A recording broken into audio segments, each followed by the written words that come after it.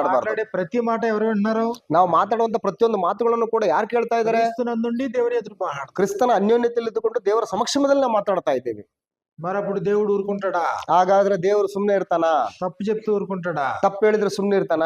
నీవు నీ హద్దు మీరిపోయి మాట్లాడితే ఊరుకుంటాడా? ನೀನು ನಿನ್ನ ಹದ್ದನ್ನ ಎಲ್ಲೆಯನ್ನ ಮೀರಿ ಮಾತಾಡಿದ್ರೆ ಆತನು ಸುಮ್ನೆ ಇರ್ತಾನ? దేవుని సన్నిధిలో అనాలోచనగా మాట్లాడద్దు అని చెప్తున్నాడు కదా. ದೇವರ ಸನ್ನಿಧಾನದಲ್ಲಿ ನೀನು ಯಾವತ್ತೂ ಕೂಡ ಅನಾಲೋಚನೆಯಿಂದ ಮಾತಾಡಬಾರದು ಎಂಬುದಾಗಿ ಹೇಳ್ತಾ ಇದ್ದಾನಲ್ವಾ? ప్రసంగి గ్రంథం 5వ అధ్యాయంలో మనం చూసినప్పుడు ಪ್ರಸಂಗಿ ಗ್ರಂಥ 5ನೇ ಅಧ್ಯಾಯದಲ್ಲಿ ನಾವು ನೋಡಿದಾಗ ఇది ఆయన సన్నిధిలో నువ్వు తక్కువగానే మాట్లాడన్నాడు. ಅಂದ್ರೆ ಆತನ ಒಂದು ಸನ್ನಿಧಿಯಲ್ಲಿ ನೀನು ಬಹಳ ಸ್ವಲ್ಪವಾಗಿ ಮಾತಾಡು, ಕಡಿಮೆ ಮಾತಾಡು, ಬಾಯಿ ದುಡುಕಬೇಡ. 2వ వచనంలో ఇలా రాయబడింది. 5వ అధ్యాయం 2వ వచనం. 5ನೇ ಅಧ್ಯಾಯ 2ನೇ ವಚನ, ಪ್ರಸಂಗಿ ಪುಸ್ತಕ. దేవుని సన్నిధిని అనాలోచనగా పలుకుటకు నీ హృదయం త్వరపడనీయక. ಬಾಯಿ ದುಡುಕಬೇಡ, ದೇವರ ಮುಂದೆ ಮಾತಾಡಲು ನಿನ್ನ ಹೃದಯದಲ್ಲಿ ಆತುರ ಪಡದಿರು. నీ నోటిని కాచుకొమ్ము. ನಿನ್ನ ಮಾತುಗಳು ಕೊಂಚವಾಗಿರ್ಲಿ. దేవుడు ఆకాశమందున్నాడు, నువ్వు భూమి మీద ఉన్నావు. ದೇವರು ಆಕಾಶದಲ್ಲಿದ್ದಾನಲ್ಲವೇ, ನೀನು ಭೂಮಿಯಲ್ಲಿದ್ದಿ. కావున నీ మాటలు కొద్దిగా ఉండవలెను. ಆದ ಕಾರಣ ನಿನ್ನ ಮಾತುಗಳು ಕೊಂಚವಾಗಿರಲಿ.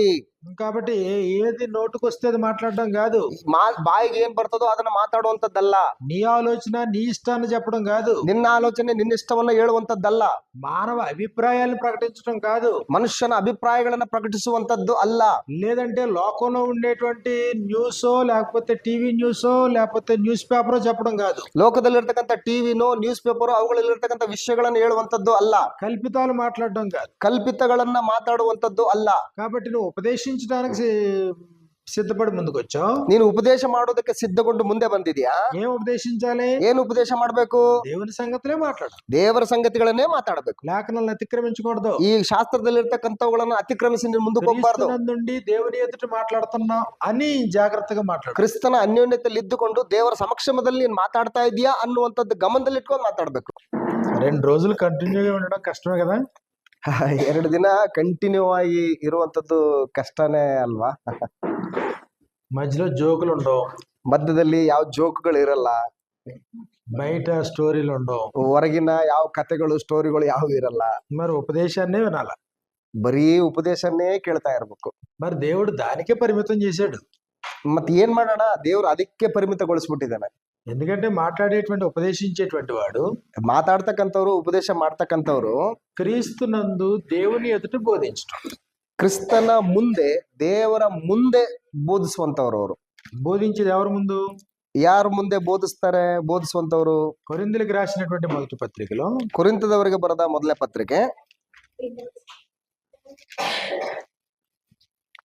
4వ అధ్యాయము 6వ వచనంలో మనకి ఇలా రాయబడింది. 4ನೇ ಅಧ್ಯಾಯ 6ನೇ ವಚನದಲ್ಲಿ ನಮಗೆ ಈ ರೀತಿಯಾಗಿ ಬರೆಯಲ್ಪಟ್ಟಿದೆ. సహోదరులారా, మీరు మమ్మును చూచి లేఖనములందు రాసిన సంగతులు అతిక్రమింపకూడదని నేర్చుకుని. ಸಹೋದರರೇ, ನಾನು ನಿಮಗೋಸ್ಕರವೇ ಇಂಧನ ಮಾತುಗಳನ್ನು ಸಾಮ್ಯರೂಪವಾಗಿ ನನ್ನ ವಿಷಯದಲ್ಲಿಯೂ ಅಪೋಲೋಸನ ವಿಷಯದಲ್ಲಿಯೂ ಹೇಳಿದ್ದೇನೆ. ನೀವು ನಮ್ಮನ್ನು ದೃಷ್ಟಾಂತವಾಗಿ ಇಟ್ಟುಕೊಂಡು ಶಾಸ್ತ್ರದಲ್ಲಿ ಬರೆದಿರುವುದನ್ನು ಮೀರಿ ಹೋಗಬಾರದೆಂಬುದನ್ನು. మీరు మమ్మును చూచి లేఖనములు యందు వ్రాసి ఉన్న సంగతులను అతిక్రమింపకూడదని నేర్చుకోవాలి అన్నాడు. ನೀವು ನಮ್ಮನ್ನ ನೋಡಿ ಶಾಸ್ತ್ರದಲ್ಲಿ ಬರೆದಿರುವುದನ್ನ ನೀವು ಮೀರಿ ಹೋಗ್ಬಾರ್ದು. కొరింథీయులకు రాసినటువంటి 2వ పత్రికలో, ಕೊರಿಂಥದವರಿಗೆ ಬರೆದ 2ನೇ ಪತ್ರಿಕೆ 2వ అధ్యాయము 17వ వచనంలో మనకి ఇలా రాయబడింది. 2ನೇ ಅಧ್ಯಾಯ 17ನೇ ವಚನದಲ್ಲಿ ನಮಗೆ ಈ ರೀತಿಯಾಗಿ ಬರೆಯಲ್ಪಟ್ಟಿದೆ. కొరింథీయులకు రాసిన 2వ పత్రిక 2వ అధ్యాయం 17వ వచనంలో, 2 ಕೊರಿಂಥ 2ನೇ ಅಧ್ಯಾಯ 17ನೇ ವಚನದಲ್ಲಿ, కావున ఇట్టి సంగతులకు చాలిన వాడేవాడు. ಸೊ ಇಂಥ ಕಾರ್ಯಗಳಿಗೆ ಯಾರು ಯೋಗ್ಯರು?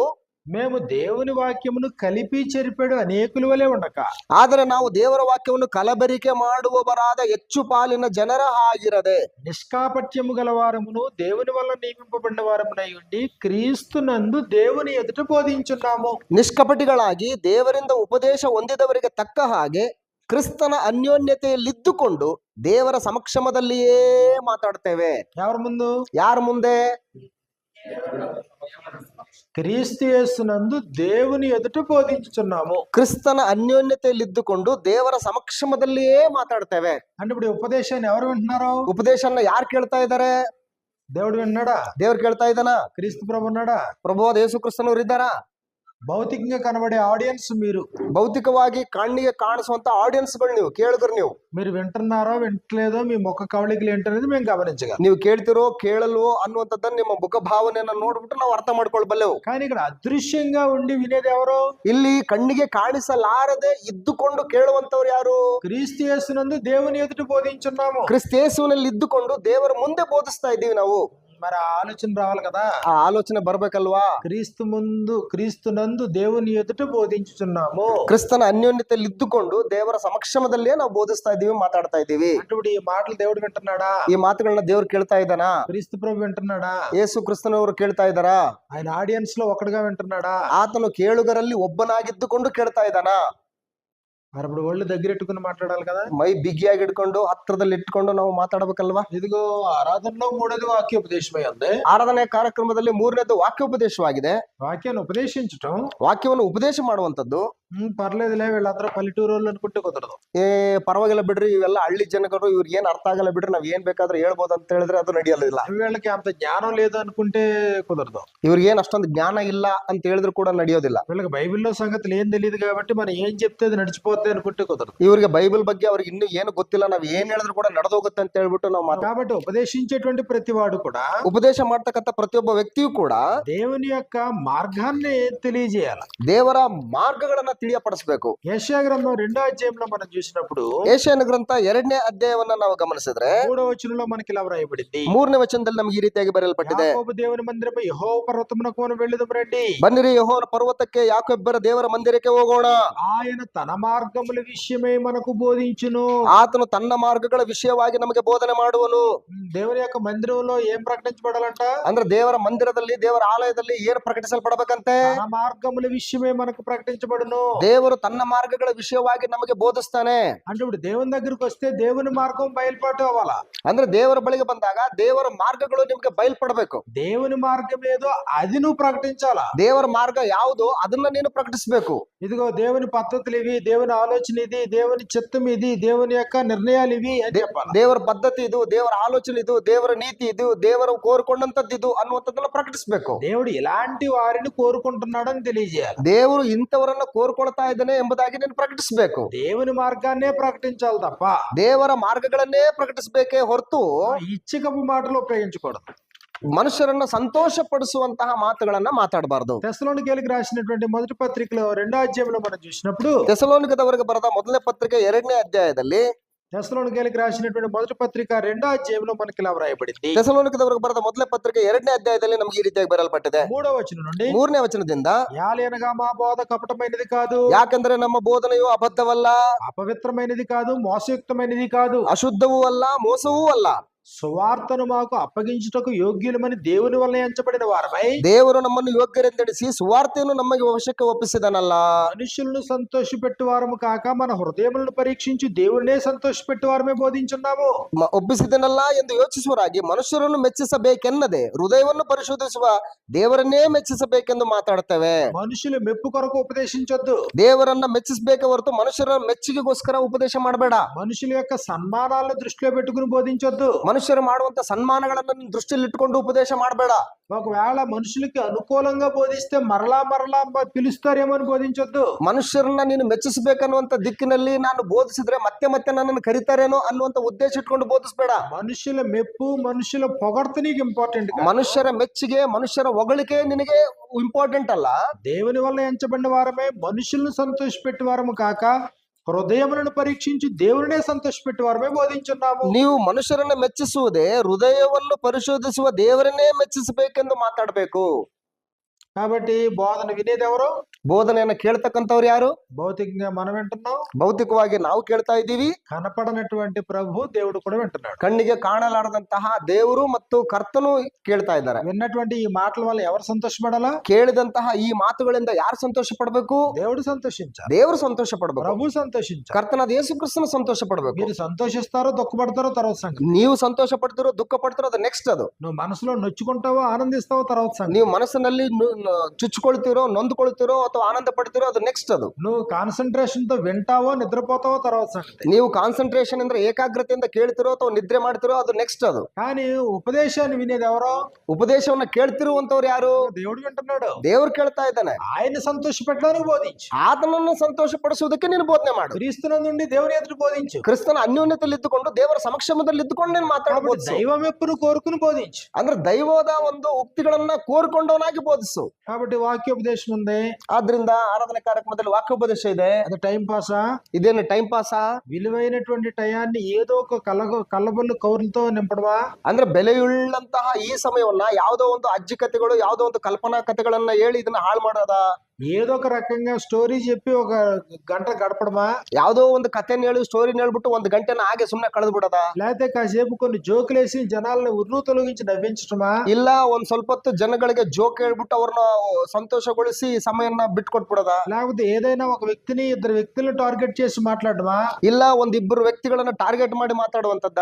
లేకపోతే ఎక్కడున్న వాళ్ళు ఉద్దేశించకుండా ఎక్కడో ఉన్నవారిని ఉద్దేశించి ఇక్కడ మాట్లాడమా? ಇಲ್ಲ ಇಲ್ಲಿರುವಂತವ್ರನ್ನ ಬಿಟ್ಬಿಟ್ಟು ಎಲ್ಲೋ ಇರುವಂತವರನ್ನ ಒಂದು ತಲೆಯಲ್ಲಿ ಇಟ್ಕೊಂಡು ಅವರ ಉದ್ದೇಶವನ್ನು ಇಟ್ಕೊಂಡು ಇಲ್ಲಿ ಮಾತಾಡೋದ?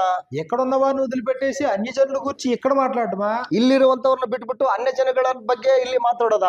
ఇక్కడికి వచ్చారు, ఆల్రెడీ దేవుని ప్రేమించి వచ్చారు. ಇಲ್ಲಿ ದೇವರನ್ನ ಪ್ರೀತಿಸಿ ಇಲ್ಲಿ ಆಲ್ರೆಡಿ ಬಂದಿದ್ದೀರಿ ನೀವೆಲ್ಲ. వారికి మేలు జరగాల, ಅವ್ರಿಗೆ ಮೇಲುಂಟಾಗ್ಬೇಕು, వారికి దైవ సంకల్పం తెలియాల, ಅವರ ದೈವ ಸಂಕಲ್ಪ ಗೊತ್ತಾಗ್ಬೇಕು, ಅವರಿಗೆ దేవుని మార్గం ఏంటో వారికి తెలియాలి, ದೇವರ ಮಾರ್ಗಗಳು ಏನೆಂಬುದಾಗಿ ಅವ್ರು ಗೊತ್ತು ಮಾಡ್ಕೊಳ್ಬೇಕು. ಅವರು పాపులమని గ్రహించి మారు మనసు పొందేటట్లుగా ప్రకటించాలా. ಅವರು ತಾವು ಪಾಪಿಗಳೆಂಬುದಾಗಿ ಗುರುತಿಸಿಕೊಂಡು ಪಶ್ಚಾತ್ತಾಪ ಪಡುವುದಕ್ಕೆ ಅವರು ಮುಂದಾಗಬೇಕು. ఉన్నది ఉన్నట్టుగానే ప్రకటించాలా. ಇದ್ದದನ್ನ ಇದ್ದ ಹಾಗೆ ಪ್ರಕಟಿಸಲ್ಪಡಬೇಕು. అలాంటి కల్పితాలు ప్రకటించు. ಎಂತಹ ಕಲ್ಪನೆಗಳು ಕೂಡ ಪ್ರಕಟಿಸುವಂತ ಅವಶ್ಯಕತೆ ಇಲ್ಲ. నీ యొక్క ఉపదేశంలో ಈ ಒಂದು ಉಪದೇಶದಲ್ಲಿ ఖండించుము గద్దించుము బుద్ధి చెప్పమన్నాడు. ಈ ಒಂದು ಉಪದೇಶದಲ್ಲಿ ಖಂಡಿಸು, ಗದರಿಸು, ಬುದ್ಧಿ ಹೇಳು ಅಂತ ಹೇಳ್ತಾ ಇದ್ದಾನೆ. ತಿಮೋತಿಗೆ ರಾసిన 2వ పత్రిక 4వ అధ్యాయంలో, ತಿಮೋತಿಗೆ ಬರೆದ 2ನೇ ಪತ್ರಿಕೆ 4ನೇ ಅಧ್ಯಾಯದಲ್ಲಿ 2వ వచనం 3వ వచనం మనకి ఇలా వ్రాయబడింది.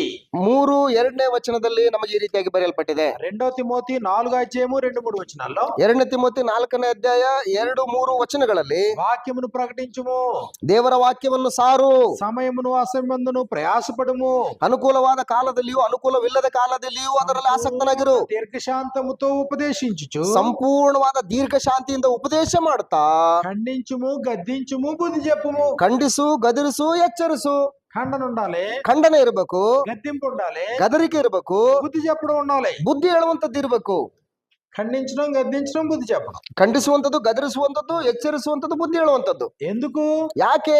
ఒక వ్యక్తి పరిపూర్ణుడు అవ్వాలా. ಯಾಕೆಂತಂದ್ರೆ ಈ ಉಪದೇಶದ ಮುಖಾಂತರ ಒಬ್ಬ ವ್ಯಕ್ತಿ ಪರಿಪೂರ್ಣತೆಯನ್ನು ಸಾಧಿಸಬೇಕು. కొలస్సీలకు రాసిన పత్రిక 1వ అధ్యాయము 28వ వచనంలో, ಕೊಲಸಿ ಪತ್ರಿಕೆ 1ನೇ ಅಧ್ಯಾಯ 29ನೇ ವಚನದಲ್ಲಿ, ప్రతి మనిషిని క్రీస్తునందు సంపూర్ణునిగా చేసి ఆయన ఎదుట నిలబెట్టవలెనని, ನನ್ನಲ್ಲಿ ಕಾರ್ಯ ಸಾಧಿಸುವ ದೇವರ ಬಲವನ್ನು ಪ್ರಯೋಗ ಮಾಡಿ ಇದಕ್ಕೋಸ್ಕರ ಹೋರಾಡ್ತಾನೆ, ಇದಕ್ಕೋಸ್ಕರ ಪ್ರಯಾಸ ಪಡ್ತಾನೆ. ಯಾಕೆಂದ್ರೆ ಪ್ರತಿಯೊಬ್ಬನನ್ನ ಪ್ರವೀಣರನ್ನಾಗಿ ನಿಲ್ಲಿಸಬೇಕು. సమస్త విధములైన జ్ఞానముతో మేము ప్రతి మనుషునికి బుద్ధి చెప్పుచు ప్రతి మనుషునికి బోధించు ఆయన ప్రకటించున్నాము. ಸಕಲರಿಗೂ ಬುದ್ಧಿ ಹೇಳುತ್ತಾ ಸರ್ವರಿಗೆ ಪೂರ್ಣ ಜ್ಞಾನವನ್ನು ಉಪದೇಶಿಸುತ್ತಾ ದೇವರ ಮುಂದೆ ಎಲ್ಲರನ್ನು ಕ್ರಿಸ್ತನಲ್ಲಿ ಪ್ರವೀಣರನ್ನಾಗಿ ನಿಲ್ಲಿಸುವುದಕ್ಕೆ ಪ್ರಯತ್ನಿಸುತ್ತಿದ್ದೇನೆ. ప్రతి మనిషికి బుద్ధి చెప్పడం, ప్రతి మనిషికి ప్రకటించడం యొక్క ఉద్దేశం ఏంటి ఇక్కడ? ಅಂದ್ರೆ ಪ್ರತಿ ಮನುಷ್ಯನಿಗೆ ಬುದ್ಧಿ ಹೇಳುವಂತದ್ದು, ಪ್ರತಿ ಮನುಷ್ಯನಿಗೆ ಗದರಿಸುವಂತದ್ದು, ಎಚ್ಚರಿಸುವಂತದ್ದು ಏನಕ್ಕೆ? ప్రతి మనిషిని క్రీస్తునందు పరిపూర్ణుడు సంపూర్ణుడు చేయాలా. ಅಂದ್ರೆ ಪ್ರತಿಯೊಬ್ಬ ವ್ಯಕ್ತಿಯನ್ನ ಪರಿಪೂರ್ಣ ಜ್ಞಾನವನ್ನು ಬೋಧಿಸಿ ದೇವರ ಮುಂದೆ ಕ್ರಿಸ್ತನನ್ನ ಪ್ರವೀಣರನ್ನಾಗಿ ನಿಲ್ಲಿಸಬೇಕು. అంటే లోపాలు దిద్దబడాలా. ಅಂದ್ರೆ ಲೋಪದೋಷಗಳು ತಿದ್ದಲ್ಪಡಬೇಕು.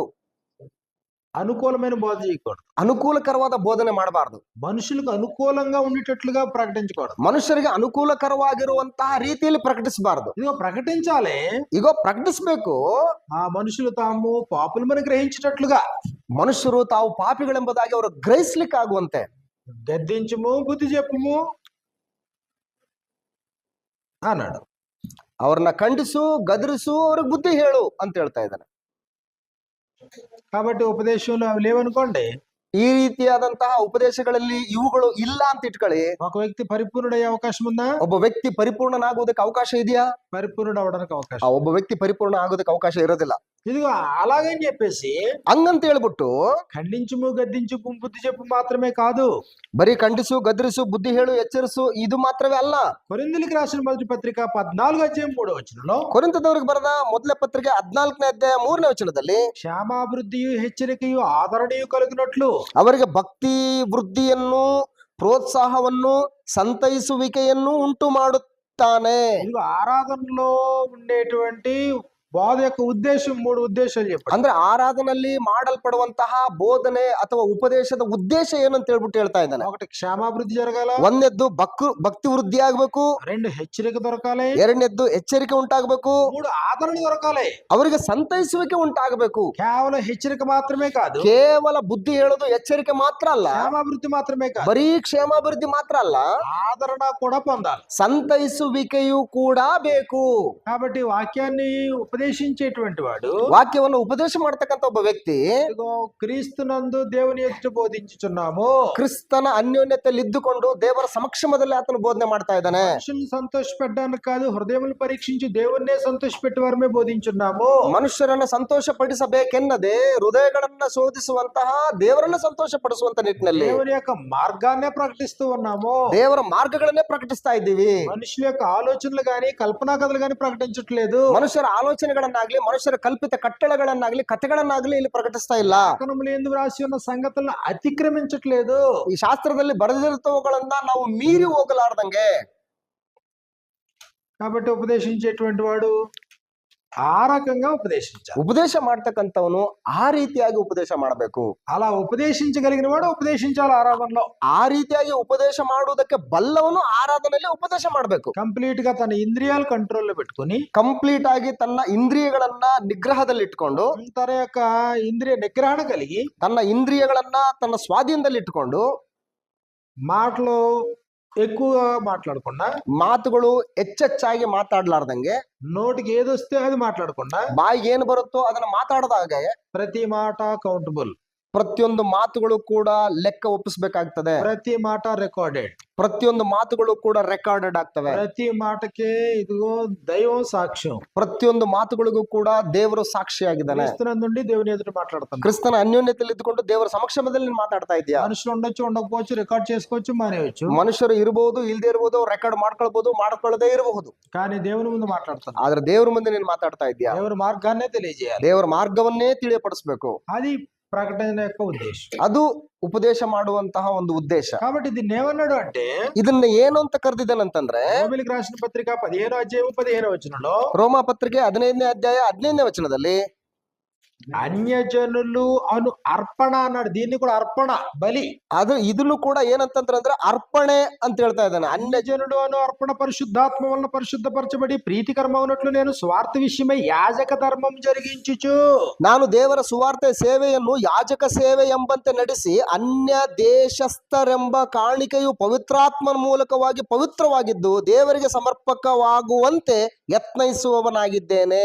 యాజక ధర్మం, సువార్త ప్రకటించడం అనేది యాజక ధర్మం. ಅಂದ್ರೆ ಸುವಾರ್ತೆ ಸೇವೆ, ಸುವಾರ್ತೆ ಪ್ರಕಟಿಸುವಂತದ್ದು ಅದೊಂದು ಯಾಜಕ ಸೇವೆ, ಯಾಜಕ ಧರ್ಮ ಅದು. కాబట్టి ఇప్పుడు ఆరాధనలో వాక్యోపదేశం ఎక్కడి నుంచి వచ్చింది? ఇది బలేనా? ಅಂದ್ರೆ ವಾಕ್ಯೋಪದೇಶ ಅನ್ನುವಂಥದ್ದು ಎಲ್ಲಿಂದ ಬಂತಿದ್ದು? ಇದು ಬಲಿ ತಾನೆ, బలే, ಇದು ಬಲಿನೇ, అర్పణే. ಇದು ಅರ್ಪಣೆನೇ. చూడండి మరి 15-16 వచనాల్లో, 15-16 ವಚನ ನೋಡಿ. ರೋಮ ಪತ್ರಿಕೆ 15-16 ವಚನ. అయినను అన్యజనులు అను అర్పణ, అన్యజనులు అనే అర్పణ పరిశుద్ధాత్మ వలన పరిశుద్ధపరచబడి ప్రీతికరమగునట్లు నేను స్వార్థ విషయమై యాజక ధర్మము జరిగించుచు. ನೋಡಿ, ನಾನು ದೇವರ ಸುವಾರ್ತೆಯ ಸೇವೆಯನ್ನು ಯಾಜಕ ಸೇವೆ ಎಂಬಂತೆ ನಡೆಸಿ ಅನ್ಯ ದೇಶಸ್ಥರೆಂಬ ಕಾಣಿಕೆಯು ಪವಿತ್ರಾತ್ಮನ ಮೂಲಕವಾಗಿ ಪವಿತ್ರವಾಗಿದ್ದು ದೇವರಿಗೆ ಸಮರ್ಪಕವಾಗುವಂತೆ ಯತ್ನಿಸುವವನಾಗಿದ್ದೇನೆ. దేవుని చేత నాకు అనుగ్రహింపబడిన కృపను బట్టి అన్యజనుల నిమిత్తము యేసుక్రీస్తు పరిచారకుడనైతిని. ದೇವರ ಸೇವೆಯಲ್ಲಿ ಹೊಗಳಿಕೊಳ್ಳುವುದಕ್ಕೆ ಕ್ರಿಸ್ತ ಯೇಸುವಿನಲ್ಲಿ ನನಗೆ ಕಾರಣ ಉಂಟು. ಕ್ರಿಸ್ತನು ಅನ್ಯ ಜನಗಳನ್ನು ತನಗೆ ಅಧೀನ ಮಾಡಿಕೊಳ್ಳುವುದಕ್ಕಾಗಿ ನನ್ನ ಕೈಯಿಂದ ಮಾತಿನಲ್ಲಿಯೂ ಕ್ರಿಯೆಯಲ್ಲಿಯೂ ಸೂಚಕ ಕಾರ್ಯಗಳು, ಅದ್ಭುತ ಕಾರ್ಯಗಳ ಬಲದಿಂದಲೂ ಪವಿತ್ರಾತ್ಮನ ಬಲದಿಂದಲೂ ಮಾಡಿಸಿದ ಕಾರ್ಯಗಳನ್ನೇ ಹೊರತು ಬೇರೆ ಯಾವ ಕಾರ್ಯಗಳನ್ನು ಹೇಳೋದಕ್ಕೆ ನನಗೆ ಧೈರ್ಯ ಸಾಲದು. కాబట్టి సువార్త ప్రకటన కూడా యాజక ధర్మమేనా? ಅಂದ್ರೆ ಸುವಾರ್ತೆ ಪ್ರಕಟಣೆ ಅನ್ನುವಂಥದ್ದು ಕೂಡ ಯಾಜಕ ಒಂದು ಸೇವೆನಾ? అది కూడా అర్పణేనా? ಅದು ಕೂಡ ಒಂದು ಬಲಿನೇನಾ, ಅರ್ಪಣೆನೇನಾ? ಹೌದು, ಬಲಿನೇ. సువార్త ప్రకటన చేయడం, ಸುವಾರ್ತೆ ಪ್ರಕಟಣೆ ಮಾಡುವಂಥದ್ದು, యాజక ధర్మాన్ని జరిగించు. ಅದು ಯಾಜಕ ಧರ್ಮವನ್ನು ನಡೆಸುವಂಥದ್ದು.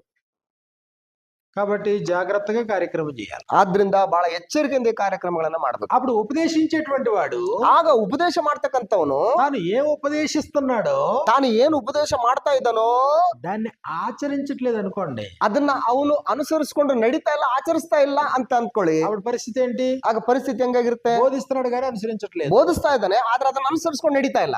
అప్పుడు ఆ బోధ వినేటువంటి ఆడియన్స్ ఏమనుకుంటారో దేవుడు ఏమనుకుంటాడు? ಆಗ ಬೋಧನೆಯನ್ನು ಕೇಳ್ತಕ್ಕಂಥ ಆಡಿಯನ್ಸ್ ಏನ್ ಅಂದ್ಕೊಳ್ತಾರೆ, ದೇವ್ರು ಏನ್ ಅಂದ್ಕೊಳ್ತಾರೆ? ಮಾಡ್ತಾನೆ.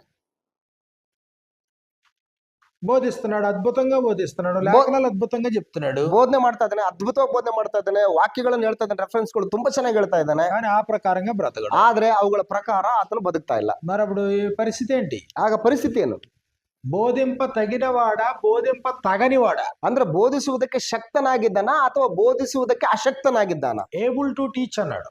ಅಂದ್ರೆ ಆತನು ಬೋಧಿಸುವುದಕ್ಕೆ ಶಕ್ತನಾಗಿರುವಂತೆ, అనేబుల్ టు టీచ్. ಆತನು ಬೋಧಿಸುವುದಕ್ಕೆ ಅಶಕ್ತನಾಗಿದ್ದಾನೆ. ఎవరు ఏబుల్ టు టీచ్? ಯಾರು ಬೋಧಿಸುವುದಕ್ಕೆ ಶಕ್ತನಾಗಿದ್ದಾನೆ? అనుసరించేవాడు బోధించడానికి అర్హుడు. ಯಾವುದನ್ನ ತಾನು ಬೋಧನೆ ಮಾಡ್ತಾ ಇದ್ದಾನೋ ಅದನ್ನು ಅನುಸರಿಸುವಂತವನು ಅದಕ್ಕೆ ಶಕ್ತನಾಗಿದ್ದಾನೆ. లేదు కేవలం ఉపదేశించటానికే పరిమితమయ్యి దాని ప్రకారం జీవించట్లేదు అనుకోండి. ಇಲ್ಲ, ನಾನು ಉಪದೇಶ ಮಾಡೋದಕ್ಕೆ ಮಾತ್ರ ಪರಿಮಿತಗೊಂಡು ಅದ್ರ ಪ್ರಕಾರ ನಡೀತಾ ಇಲ್ಲ ಅಂತ ಅನ್ಕೊಳ್ಳಿ. ఆ ధర్మశాస్త్రాన్ని ఉపదేశించినటువంటి శాస్త్రులు పరిశీలన చేసిన పని అదే. ಅಂದ್ರೆ ಧರ್ಮಶಾಸ್ತ್ರವನ್ನು ಉಪದೇಶ ಮಾಡತಂತ ಶಾಸ್ತ್ರಿಗಳ ಪರಿಸರ ಮಾಡಿದ್ದು ಕೂಡ ಅದನ್ನೇ. రోమిలికి రాసిన పత్రిక 2వ అధ్యాయం మనం చూసినప్పుడు ರೋಮ ಪತ್ರಿಕೆ 2ನೇ ಅಧ್ಯಾಯವನ್ನ ನಾವು ನೋಡಿದ್ರೆ 21వ వచనం నుండి మనకి ఇలా వ్రాయబడింది. 21ನೇ ವಚನದಿಂದ ನಮಗೆ ಈ ರೀತಿಯಾಗಿ ಬರೆಯಲ್ಪಟ್ಟಿದೆ. వానికి బోధించు నీవు నీకు నీవే బోధించుకొనవా? ಈಗಿರಲಾಗಿ ಮತ್ತೊಬ್ಬನಿಗೆ ಉಪದೇಶ ಮಾಡುವ ನೀನು ನಿನಗೆ ಉಪದೇಶ ಮಾಡಿಕೊಳ್ಳದೆ ಇದ್ದೀಯೋ? దొంగిలవద్దని ప్రకటించి నీవు దొంగిలదవా? ಕದಿಯಬಾರದೆಂದು ಬೋಧಿಸುವ ನೀನು ಕದಿಯುತ್ತೀಯೋ? వ్యభిచరించవద్దని చెప్పు నీవు వ్యభిచరించదవా? ಆದರ ಮಾಡಬಾರದೆಂದು ಹೇಳುವ ನೀನು ಆದರ ಮಾಡುತ್ತೀಯೋ? విగ్రహమును ఆశ్రయించుకొని నీవు గుళ్ళను దోచదవా? ಮೂರ್ತಿಗಳಲ್ಲಿ ಅಸಹ್ಯ ಪಡುತ್ತಿರುವ ನೀನು ದೇವಸ್ಥಾನದಲ್ಲಿ ಕಳ್ಳತನ ಮಾಡುತ್ತೀಯೋ? ధర్మశాస్త్రమందు అతిశయించి నీవు ధర్మశాస్త్రం మీరుట వల్ల అవమానపరచదవా? ಧರ್ಮಶಾಸ್ತ್ರದಲ್ಲಿ ಅಭಿಮಾನಿಯಾಗಿರುವ ನೀನು ಧರ್ಮಶಾಸ್ತ್ರವನ್ನು ಮೀರಿ ನಡೆದು ದೇವರನ್ನು ಅವಮಾನಪಡಿಸುತ್ತೀಯೋ? రాయబడిన ప్రకారం మిమ్మును బట్టియే కదా దేవుని నామ అన్యజనుల మధ్య దూషించబడుతుంది. ನಿಮ್ಮ ದೆಸೆಯಿಂದ ಅನ್ಯ ಜನರಲ್ಲಿ ದೇವರ ನಾಮವು ದೂಷಣೆಗೆ ಗುರಿಯಾಗುತ್ತದೆಂದು ಬರೆದದೆಯಲ್ಲ. ఏం ప్రకటిస్తున్నావు అది జీవించకపోతే దేవుడేమో ఎలా చూస్తాడు నిన్ను? ಅಂದ್ರೆ ನೀನು ಏನು ಪ್ರಕಟಿಸ್ತಾ ಇದೆಯೋ ಅದ್ರ ಪ್ರಕಾರ ನೀನು ಜೀವಿಸ್ತಾ ಇಲ್ಲ ಅಂತಂದ್ರೆ ದೇವರು ನಿನ್ನನ್ನು ಯಾವ ರೀತಿ ನೋಡ್ತಾನೆ? వేషధారి అంటాడు. ನೀನೊಬ್ಬ ಕಪಟಿ, ವೇಷಧಾರಿ. చెప్తున్నది ఒకటే, ನೀನ್ ಹೇಳ್ತಾ ಇರೋದೊಂದು, నువ్వు చేసేది ఒకటి. ನೀನ್ ಮಾಡ್ತಾ ಇರೋದು ಇನ್ನೊಂದು. మనుషులందరూ గ్రహించలేకపోవచ్చు. ಮನುಷ್ಯರು ಯಾರು ಕೂಡ ಇದನ್ನ ಗ್ರಹಿಸಕ್ ಆಗದೇ ಇರಬಹುದು. ఒకవేళ మనుషులు కూడా గ్రహింపు పొందిన వారు అనుకోండి, ಒಂದು ವೇಳೆ ಮನುಷ್ಯರು ಕೂಡ ಇದನ್ನ ಒಂದು ವೇಳೆ ಗ್ರಹಿಸಿದ್ರು ಅಂತ ನಿಟ್ಕೊಳ್ಳಿ, మనుషులు కూడా ఏమనుకుంటారు తెలుసా? ಮನುಷ್ಯರು ಕೂಡ ಏನ್ ಅಂದ್ಕೊಳ್ತಾರೆ ಗೊತ್ತಾ?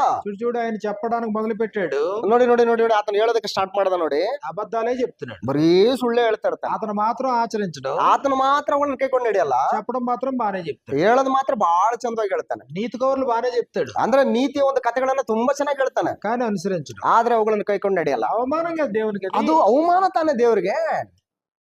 నువ్వు ఏం ప్రకటిస్తున్నావు అది జీవించాలా. ನೀನು ಏನನ್ನ ಸಾರ್ತಾ ಇದೆಯೋ ಅದ್ರ ಪ್ರಕಾರ ನೀನು ಜೀವಿಸ್ಬೇಕು. నువ్వు జీవిస్తున్నదే ప్రకటించాలా. ನೀನು ಜೀವಿಸುತ್ತಿರುವಂತದ್ದನ್ನೇ ನೀನು ಬೋಧಿಸಬೇಕು. యేసు ప్రభు ఉపదేశం ఎలాంటిదేనా?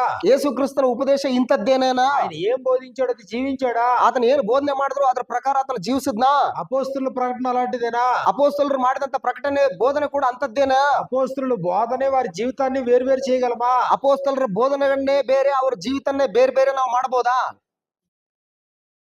మరి ఈ రోజు ఉపదేశం చేసేటువంటి వారు కూడా ఎలా ఉండాలి? ಈ ದಿನಗಳಲ್ಲಿ ಉಪದೇಶ ಮಾಡ್ತಕ್ಕಂಥವ್ರು ಕೂಡ ಯಾವ ರೀತಿ ಇರಬೇಕು? మరి ఏం బోధిస్తున్నారో అది జీవించేలా ఉండాలా. ಅವರು ಏನನ್ನ ಬೋಧಿಸ್ತಾ ಇದಾರೋ ಅದ್ರ ಪ್ರಕಾರವನ್ನೇ ಜೀವಿಸುವವರಾಗಿರ್ಬೇಕು. ధనాపేక్ష సమస్తమైన కీడులకు మూలమని బోధించి, ಹಣದಾಸೆಯು ಸಕಲ ವಿಧವಾದಂತ ಕೆಟ್ಟತನಕ್ಕೆ ಅದು ಕಾರಣವಾಗಿದೆ ಅಂತ ಹೇಳ್ಬಿಟ್ಟು ಬೋಧನೆ ಮಾಡಿ, ధనాన్ని వెనకేసుకుంటా ఉన్నాడు అనుకోండి, ಅಂದ್ರೆ ಹಣನ ಹಂಗೆ ಹಿಂದಕ್ಕೆ ಹಾಕೊಳ್ತಾ ಇದ್ದಾನಂತ ಇಟ್ಕೊಳ್ಳಿ. మరి నువ్వు బోధించడానికి అర్హుడువా? ಅರೆ ನೀನು ಬೋಧನೆ ಮಾಡೋದಕ್ಕೆ ಅರ್ಹನೇನಾ?